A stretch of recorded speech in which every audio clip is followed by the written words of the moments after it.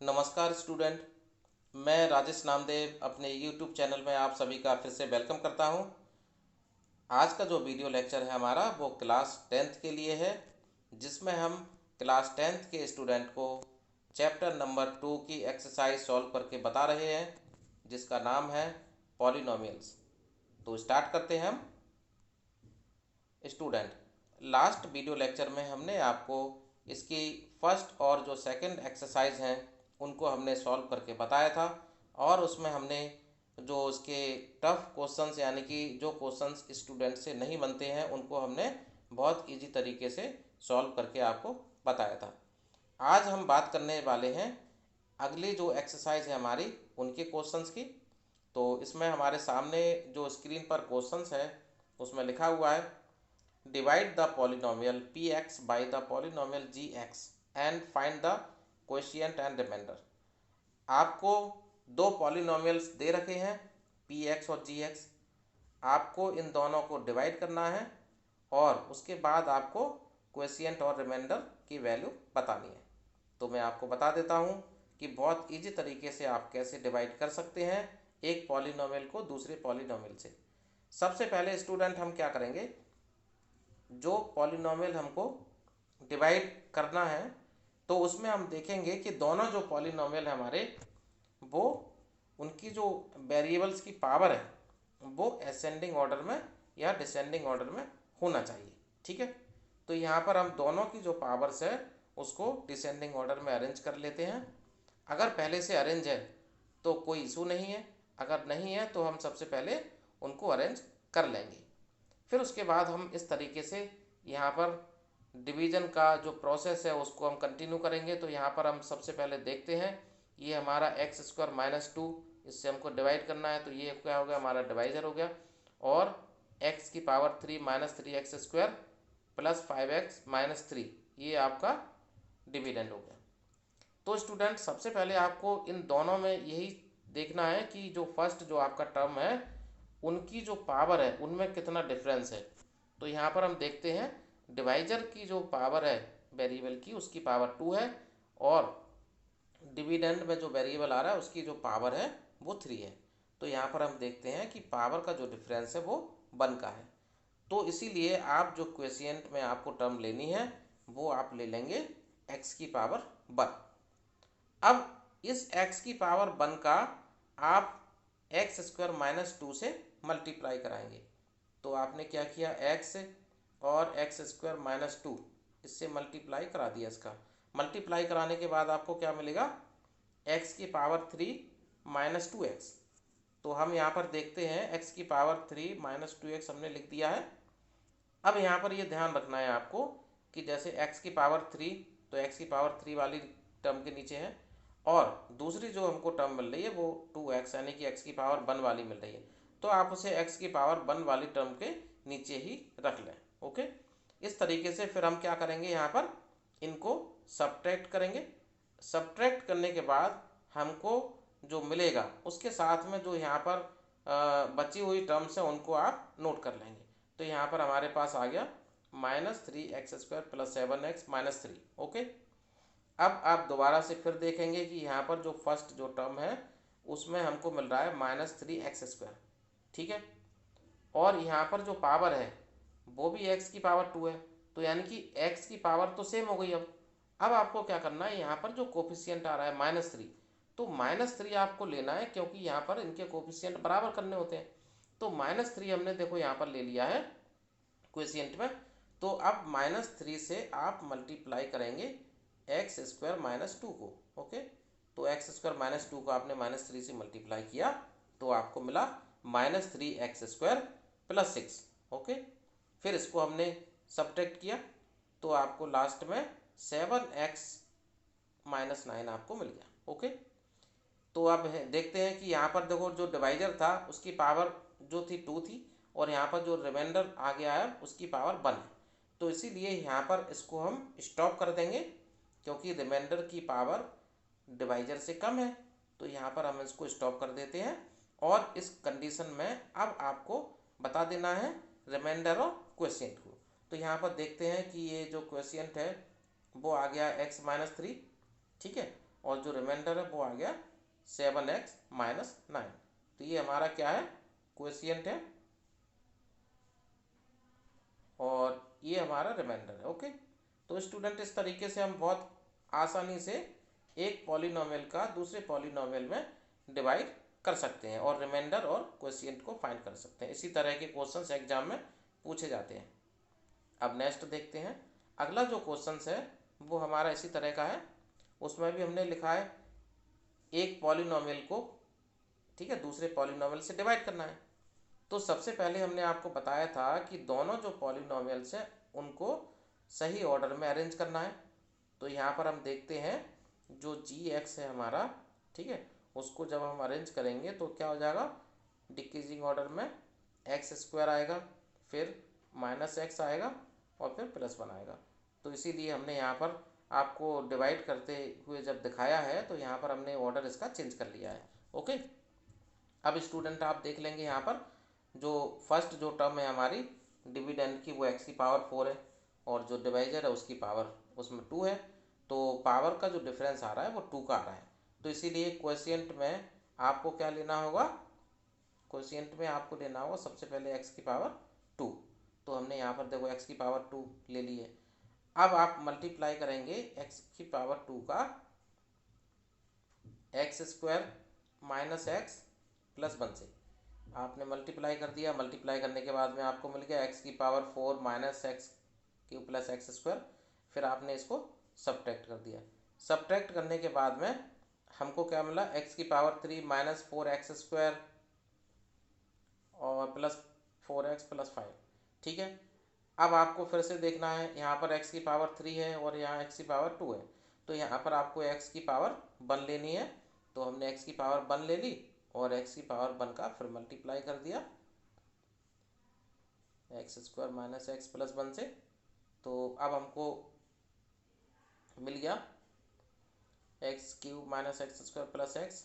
ठीक है, आपने फिर से सब्ट्रैक्ट कर दिया। ठीक है, अब आपको मिल गया minus 3x square plus 3x plus 5। ठीक है, अब आपको कोफिशिएंट -3 लेना है। ठीक है, तो -3 आपको लेना पड़ेगा यहाँ पर। ठीक है, कोफिशिएंट में तो -3 आपने ले लिया, फिर -3 का मल्टीप्लाई करा दिया। तो -3 का मल्टीप्लाई आप करा देंगे, -3 का मल्टीप्लाई कराने से हमको क्या मिल गया, -3x square plus 3x minus 3। तो यहाँ पर देखते हैं हमको रिमाइंडर क्या मिला, 8 मिल गया और कोफिशिएंट हमको मिला है x square plus x minus 3। तो इस प्रकार से स्टूडेंट हम यहाँ पर बोलेंगे कि दिस इज अवर कोफिशिएंट और ये हमारा ये रिमाइंडर है। ओके, तो इस तरीके से स्टूडेंट हम एक पॉलिनोमियल का दूसरे पॉलिनोमियल में डिवाइड कर सकते हैं। अब स्टूडेंट हमारे पास में जो क्वेश्चंस है उसमें हमें क्या करना है, हमें चेक करना है, check whether the first polynomial is a factor of second polynomial. तो आपको डिवाइड जो मेथड है, ठीक है, जिस मेथड को हम कर रहे हैं उसी मेथड का यूज़ करना है और आपको ये बताना है कि जो पहला पॉलिनोमियल है वो दूसरे पॉलिनोमियल का एक फैक्टर है या नहीं। तो स्टूडेंट मैं आपको सबसे पहले ये बता देता हूँ कि अगर एक पॉलिनोमियल से दूसरे पॉलिनोमियल में अगर हम डिवाइड करते हैं, ठीक है, अगर रिमाइंडर आपके पास 0 आता है, रिमाइंडर अगर 0 आ जाता है तो हम वहाँ पर बता सकते हैं कि वो उसका फैक्टर है। और रिमाइंडर अगर 0 नहीं आता है तो वो उसका फैक्टर नहीं होगा। ओके, तो सबसे पहले काम हमको क्या करना है, डिवाइड करना है। तो डिवाइड का जो प्रोसीजर है वो मैंने आपको बता ही दिया है। तो यहाँ पर देख लीजिए, हमने एक पॉलिनोमियल को लिखा, फिर दूसरे पॉलिनोमियल को लिखा एज ए डिविडेंड और हमने उसको डिवाइड प्रोसेस को परफॉर्म कर दिया। तो यहाँ पर हम देखते हैं कि लास्ट में हमको रिमाइंडर 0 मिल गया। ठीक है, तो स्टूडेंट अगर रिमाइंडर 0 आ जाता है तो पॉलिनोमियल टी स्क्वायर माइनस 3 जो सेकंड पॉलिनोमियल है उसका एक फैक्टर है। तो यहाँ पर लिखेंगे रिमाइंडर आपका 0 आ गया ना, तो यहाँ पर लिखना होगा हमको रिमाइंडर इक्वल टू 0। ठीक है, इसका मतलब हो गया यस, ठीक है, ये इसका फैक्टर है। ठीक है, दूसरा सेकंड को देखते हैं हम। तो यहाँ पर अब दिया हुआ है हमको, ठीक है, एज ए डिवाइजर दिया x square plus 3x plus 1 और जो डिविडेंड है वो 3x की पावर 4 प्लस 5x की power 3 minus 7x² plus 2x plus 2। आपने डिवीजन जो प्रोसेस है उसको कंप्लीट किया और जो रिमाइंडर है वो कितना आ गया, वो फिर से 0 आ गया। इसका मतलब ये हुआ कि yes it is a factor of given polynomial. Okay, तो स्टूडेंट यहाँ पर हमको डिवाइड करना है और डिवाइड करने के बाद रिमाइंडर आपको देखना है। तो रिमाइंडर अगर 0 आता है तो वो फैक्टर है, रिमाइंडर 0 नहीं आता तो नहीं है। अब थर्ड हमने देखा, तो इसमें देखते हैं रिमाइंडर आपका 0 नहीं आ रहा है, रिमाइंडर में क्या आया 2। तो यहाँ पर हम बोलेंगे नो, ठीक है, no it is not a factor of given polynomial. Okay, तो आपको बस यही देखना है कि रिमाइंडर अगर 0 आता है तो फैक्टर होगा और रिमाइंडर 0 नहीं आता तो वो फैक्टर नहीं होगा। नेक्स्ट आगे है, अब हमारे पास क्वेश्चंस है, ये डिफरेंट टाइप का है थोड़ा। Obtain all other zeros of, हमको एक पॉलिनोमियल दे दिया, if two of its zeros are √5/3 and -√5/3। यानी कि एक हमको पॉलिनोमियल दिया हुआ है जिसकी डिग्री 4 है। तो सबसे पहले तो हमको ये पता चल गया इसकी डिग्री 4 है, यानी कि इसके टोटल नंबर ऑफ जीरोज 4 होंगे। इसके 2 जीरोज उसने पहले से हमको दे रखे हैं यहाँ पर, ठीक है, और अदर 2 जीरोज उसने हमसे निकलवाए। तो हमें करना क्या है स्टूडेंट, हमें सबसे पहले जो जीरोज गिवन है उनसे हम एक फैक्टर बनाएंगे। तो हमने लिख लिया है x -√5/3 इंटू एक्स प्लस √5/3। तो यहाँ से हमको मिल गया x² -5/3। ये जो पॉलिनोमियल दिया हुआ इसका एक फैक्टर हो गया। ओके, तो अब हमको करना क्या है, इससे हम उस पॉलिनोमियल को डिवाइड करेंगे क्योंकि उसका फैक्टर है, और डिवाइड करने के बाद हमको क्या मिलेगा, रिमाइंडर 0 मिलेगा, पूरी तरह से डिवाइड हो जाएगा। तो अब हम यहाँ पर क्या करेंगे, हम इसको एज ए डिवाइजर लेकर इसको इससे डिवाइड करेंगे। तो देखते हैं हम यहाँ पर, देखो हमने डिवाइड किया, इसको डिवाइड प्रोसेस को परफॉर्म किया। तो इस तरीके से हम देखते हैं, कंटिन्यू करते जाते हैं और हमको रिमाइंडर 0 मिल गया। रिमाइंडर 0 मतलब कि ये इसका फैक्टर था ना, तो इसीलिए रिमाइंडर 0 मिल गया। रिमाइंडर 0 मिल गया और आपको जो क्वोशिएंट मिला है ये हमारे काम का है। क्वोशिएंट को आप लीजिए और क्वोशिएंट को अब दोबारा से आप फैक्टराइज कर दीजिए, ठीक है। तो क्वोशिएंट को हमने फैक्टराइज किया तो यहाँ पर हमको मिल गया, क्वोशिएंट से हमको क्या मिल गया, देखो x² + 2x + 1, यानी कि ये x + 1 का होल स्क्वायर हो गया। तो इस प्रकार से यहाँ पर इसकी 2 वैल्यूज मिलेंगी, यानी कि 2 जीरोज मिल जाएंगे और दोनों सेम मिलेंगे, -1 -1। तो यहाँ पर हम बोल सकते हैं कि हमको x की वैल्यू -1 मिली।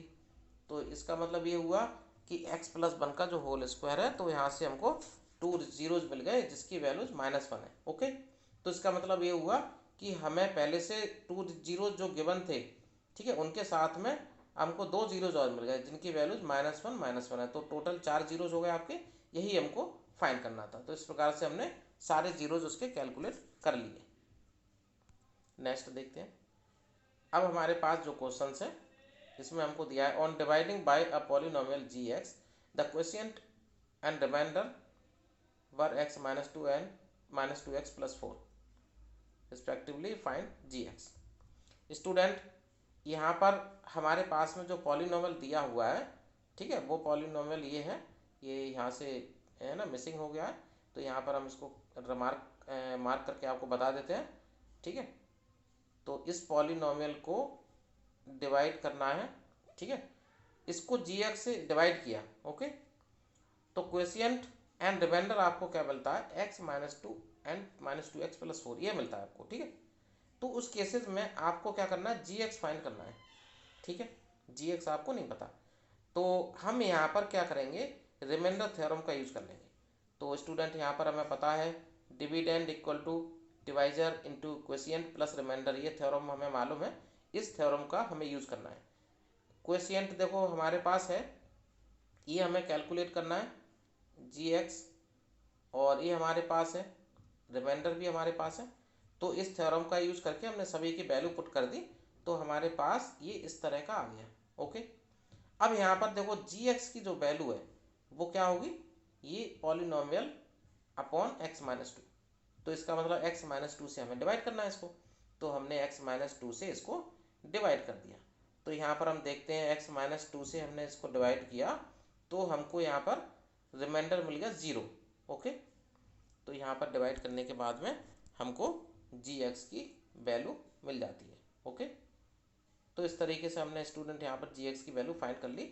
ये हमारे पास आ गया x square minus x plus one. Okay, तो यहाँ पर हम लिख लेंगे जी एक्स बराबर आ गया x square minus x plus one. ये हमारा आंसर हो गया। ओके स्टूडेंट, आज का जो वीडियो लेक्चर है यहीं पर समाप्त करते हैं। इसके बाद नेक्स्ट जो वीडियो लेक्चर होगा हमारा स्टूडेंट, उसमें हम बात करेंगे अब linear equations of two variables, क्योंकि इसका एक्सप्लेनेशन हमने वीडियो लेक्चर आपको पहले ही आपके सामने प्रस्तुत कर दिया था। अब हम इसके प्रॉब्लम्स सॉल्व करके आपको बताएंगे इसी तरीके से। तो आप हमारे चैनल को इसी तरह से कंटिन्यू देखते रहिए और हमारे चैनल को आप ज़्यादा से ज़्यादा लाइक करिए, सब्सक्राइब कीजिए, जिससे हम इसी प्रकार के नए नए वीडियो बनाकर आपके सामने बहुत ईजी लैंग्वेज में प्रस्तुत करते रहेंगे। जय हिंद, जय भारत।